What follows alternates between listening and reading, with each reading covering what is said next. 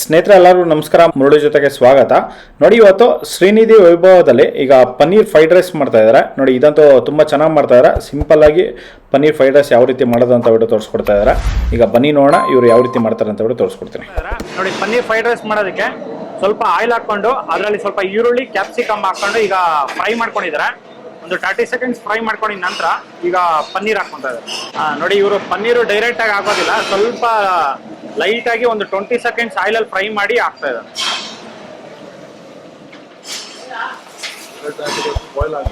Boil ಆಗೋದಿಲ್ಲ, ಅದಕ್ಕೆ ಕಾರಣಕ್ಕೆ ಸ್ವಲ್ಪ ಆಯಿಲಲ್ಲಿ ಫ್ರೈ ಮಾಡಿ ಹಾಕ್ತಾ ಇದ್ದಾರೆ. ನೋಡಿ, ಇಷ್ಟು ಮಾತ್ರ ಇದನ್ನ ಫ್ರೈ ಮಾಡ್ಕೊಂಡಿದ್ದಾರೆ.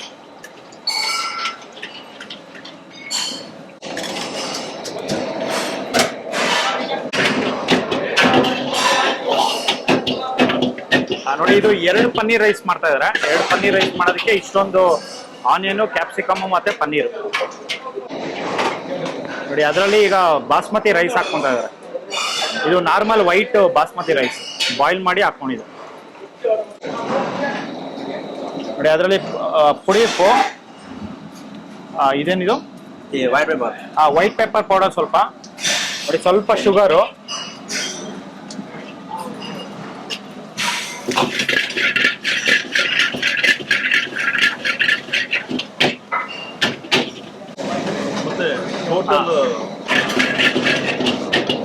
ನೋಡಿ ಅದರಲ್ಲಿ ಸ್ವಲ್ಪ ಗ್ರೀನ್ ಚಿಲ್ಲಿ ಸಾಸ್, ಸ್ವಲ್ಪ ವೈಟ್ ಪೆಪ್ಪರ್ ಪೌಡರ್, ಸ್ವಲ್ಪ ಕೊತ್ತಂಬರಿ ಸೊಪ್ಪು.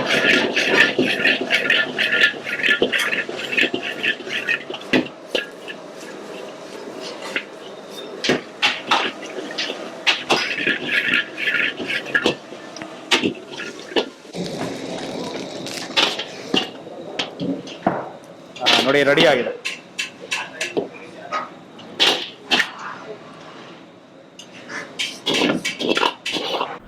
ಸ್ನೇಹಿತರೆ ನೋಡಿದ್ರಲ್ಲ, ಒಂದು ಶ್ರೀನಿಧಿ ವೈಭವದಲ್ಲಿ ಇವರು ಪನ್ನೀರ್ ಫ್ರೈಡ್ ರೈಸ್ ಇವರು ಯಾವ ರೀತಿ ಮಾಡ್ತಾರೆ ಅಂತ ಬಿಟ್ಟು. ನೋಡಿ, ಇದಂತೂ ಸಿಂಪಲ್ ಆಗಿ ತುಂಬ ಚೆನ್ನಾಗಿರುತ್ತೆ. ನೋಡಿ, ಈ ವಿಡಿಯೋ ನಿಮಗೆಲ್ಲ ಇಷ್ಟ ಆಗಿದೆ ಅನ್ಕೋತೀನಿ. ಇಷ್ಟ ಆಗಿದೆ ದಯವಿಟ್ಟು ಲೈಕ್ ಮಾಡಿ, ಶೇರ್ ಮಾಡಿ, ಸಬ್ಸ್ಕ್ರೈಬ್ ಮಾಡಿ. ಮುಂದೆ ನೋಡೋದೆಲ್ಲ ಸಿಗ್ತೀನಿ. Thank you, bye by.